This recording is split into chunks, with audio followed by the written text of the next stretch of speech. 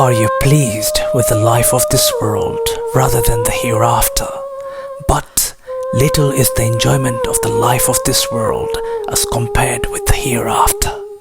Everyone on earth will pass away, but the face of your Lord will remain, Master of majesty and generosity.